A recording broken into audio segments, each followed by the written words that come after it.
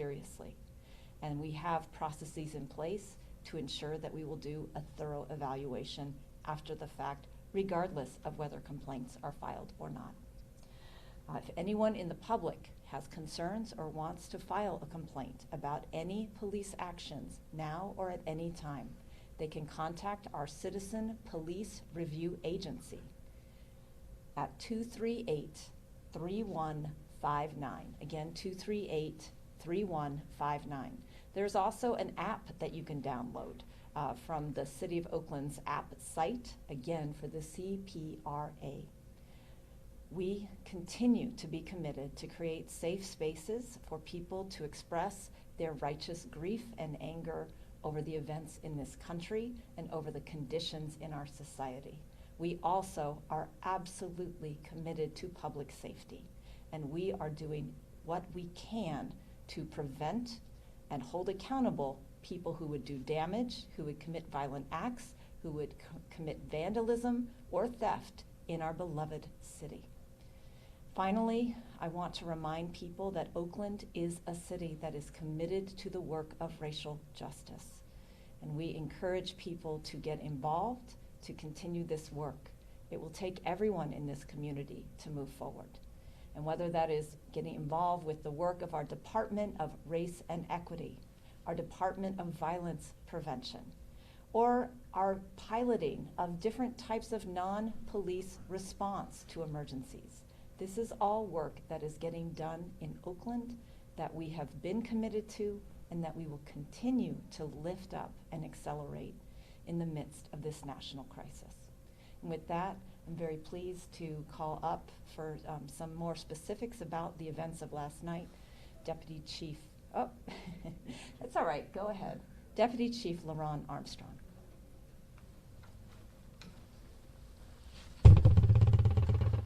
Thank you, Mayor. LaRon Armstrong, LeRonnenneArmstrong. So I just want to take you through the events from last night, and starting off with yesterday. Yesterday, 4,000 youth-led Oaklanders came out to Oakland Tech High School for a peaceful march. That march reached a number of 15,000 participants and community members. Both included not only students, but also family members and people from all throughout the Bay Area in our community. They came out, they showed out in great numbers, and even my own daughter participated in that march. That peaceful march marched all the way down to 14th and Broadway and entered into Frank Ogawa Plaza, where they had speeches, where young people spoke out about the racial injustice that they've seen across this country, and they exercised their First Amendment right, and they did it peacefully. After concluding their event, those young people departed from the downtown area. That crowd went from 15,000 to about 1,000 people still remaining in the area around 14th and Broadway. That 1,000 crowd, that 1,000 individual crowd, at some point began to march towards 8th and Broadway. They then gathered at 8th and Broadway, and then they began to chuck rocks and bottles at Oakland police officers and other outside agencies that were assisting the Oakland Police Department. At that time, the department began to make announcements that this was an unlawful assembly. At that time, officers were still receiving rocks and bottles being thrown, as well as people preparing Molotov cocktails to throw towards the officers. Officers allowed those individuals that wanted to vacate the area to quickly leave the area. We provided multiple announcements, and we ensured that those announcements could be heard not only blocks away, but also from our helicopter. We also took photos. After the announcements, we made sure that there were no elderly or children that were participating in that particular group. That was important because we want to distinguish that this was not the same group that was at Frank Ogawa Plaza participating in the very peaceful march. This was an entirely different group. At some point after continuing to throw rocks and bottles, officers did deploy tear gas. This crowd then broke up and splintered into several groups, hundreds of which moved into the downtown area. At this time, no curfew orders had been issued to these individuals. We continued to monitor their activity. We then began to give additional commands that this was an unlawful assembly. At 8 o'clock, our officers then began to make announcements around the curfew issue. That 8 o'clock was reached, and now we were asking people to leave the downtown area. Those that were there continued to not comply with those orders, and we continued to give those orders and allow people to leave who wanted to leave peacefully. Officers then were engaged again with rocks and bottles and other things. At some point, we did effect arrests. Individuals that refused to leave for violating the curfew were arrested. And currently, we issued approximately 60 some odd cites. So each person was cited and released. Nobody was transported to jail. They were cited and released. Officers also found a gun as well as other things hidden in the bushes. So some people there were armed with weapons. We also recovered rocks, bottles, and boards. Some later that night, we also had to address some additional issues. So by the utilization of the curfew, we were able to shrink that crowd in the downtown and shift to some other public safety issues. Issues that related to looting our businesses, committing violent crimes throughout the city. So we took those additional resources that we now had available because we no longer had crowds in the downtown, and we shifted them to focusing on helping secure our businesses, where we had received multiple calls of looting throughout the city in a very orchestrated manner from a group of individuals. So I'll stop with that, Mayor. Right. Next up, we have two beloved members of our community. We do know that tonight there is a peaceful protest planned in the Fruitvale neighborhood of Oakland. And so two wonderful leaders from that community are Jane Garcia, the CEO of La Clínica de la Raza, and Chris Iglesias, the CEO of the Unity Council. Jane. Thank you. Good afternoon. Jane Garcia, Jane Garcia, Garcia, and I'm the CEO of La Clínica. La Clínica is a 49-year-old federally qualified health center born out of a movement of the civil rights movement of the 1960s. We believe that everybody has the right to access health care, and that's why we exist. We understand the pain and the anger that our community is feeling, and we feel it too. I have grandchildren that are of mixed race. Some of my friends were at the event yesterday as well. And just recently, in fact today, I came back from a new testing site that we've set up in the Fruitvale so that we can increase the number of people that we are able to test. And we know that our community is being disproportionately affected by the pandemic, by the virus.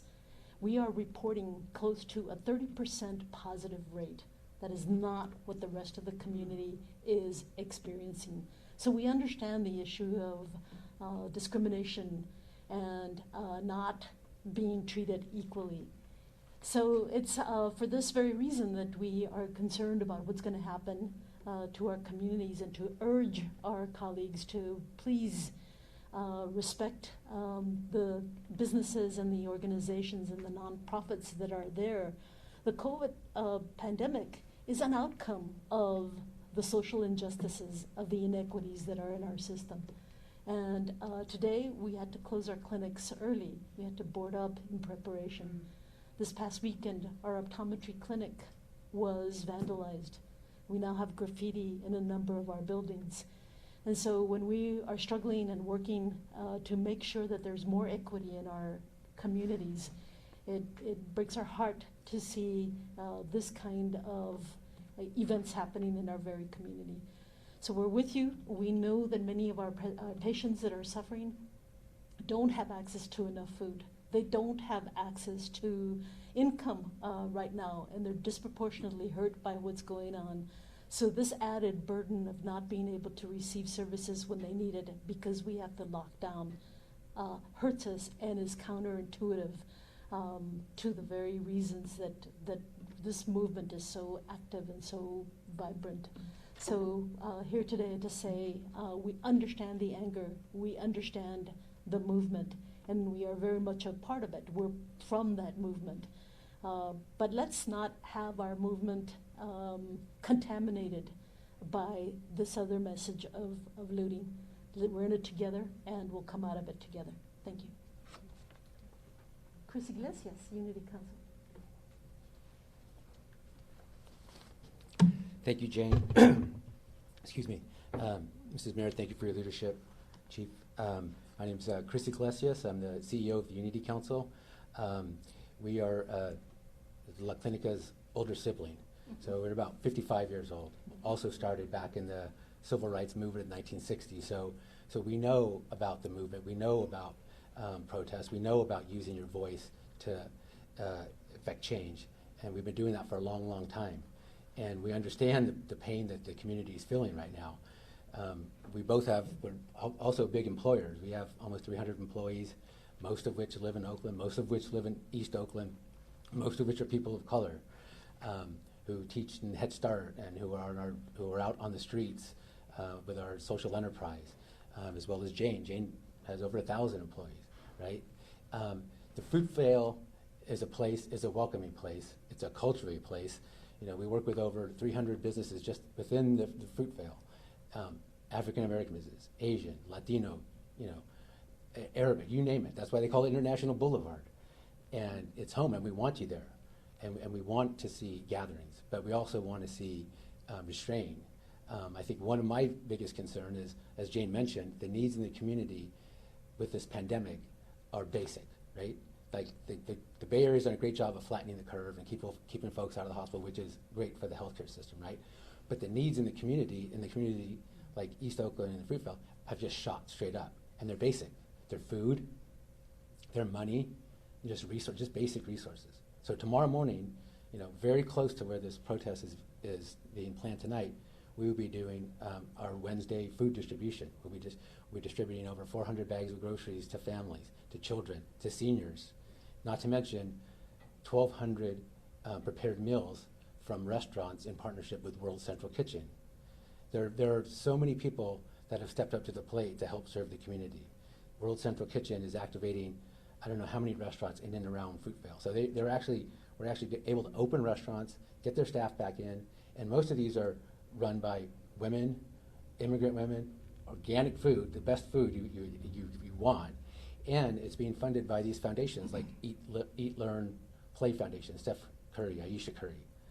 The Alameda County Food Bank has been doing amazing. So there are so many people that have stepped up to meet these basic needs, and we need to keep doing that. And so we just want to hope you gather, but do that cautiously and safely and respectfully of the folks who live here. Thank you very much. All right. That concludes our organized speakers. Do you have any questions? We also have been joined by Chief Mannheimer. Do you have any questions? Mayor, is there any reason to believe that the people who looted last night were from Oakland or not from Oakland? I will let the chief respond to that because we are still looking at that information. Can you repeat the question? The live stream needs to hear it. Sure. So we had a question from Susan Mannheimer, Interim Chief of Police, City of Oakland. We did have a question regarding whether or not the folks who were looting last night were native or residents of Oakland. And as the mayor alluded to, we don't have all the information yet. What I can tell you are there are really three elements, the components to what we've seen over this last 4 or 5 days. As we've all spoken to, there's the meaningful hurt individuals who want to express their grief, their anger, their frustrations and tensions, and we stand with them for what happened in Minneapolis. That was unacceptable. And we are providing safe places and safe spaces. And you saw yesterday a demonstration of 15,000 of our community who were able to do so. However, there is a second component. That component is very troubling. It is agitators and an organized movement that would seek to harm and damage, disrupt, loot, and vandalize our community. And they have for the past 3 or 4 nights, Chinatown, our downtown, various areas, and it's been very destructive and very harmful. They've been attacking our officers in our police building, and we're very appreciative that the city has given us the tool of the curfew simply really to interdict and abate that violence. So that is the curfew tool that we're going to use. There's a third issue, and that is looting that's happening in our neighborhoods throughout the night and even into the morning. Dangerous looting, and for that, we are utilizing our mobile field force, and that is a various mix. It's a diverse mix, internally, externally, but for those agitators, that second group that really did the massive amount of destruction, we believe that those are sort of an organized element that moves around and really co-opts meaningful, peaceful demonstrations for those acts of violence. And that's really the areas and the folks that we're targeting.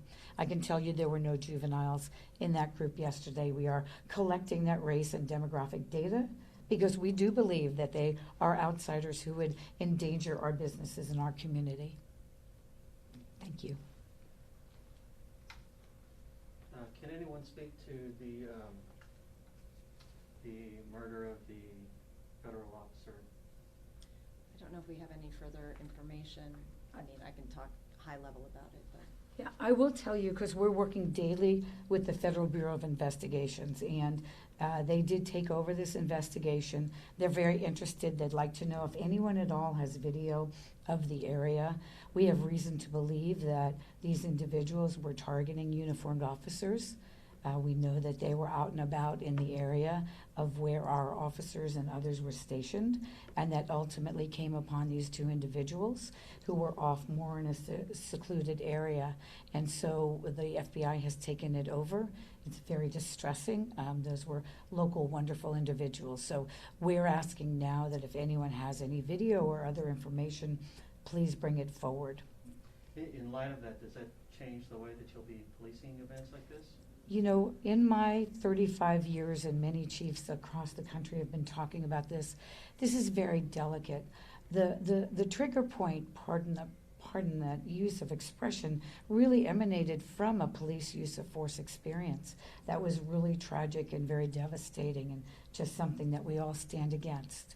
And so there are those who will have anger and fear and frustration with the very symbol of those charged with protecting them.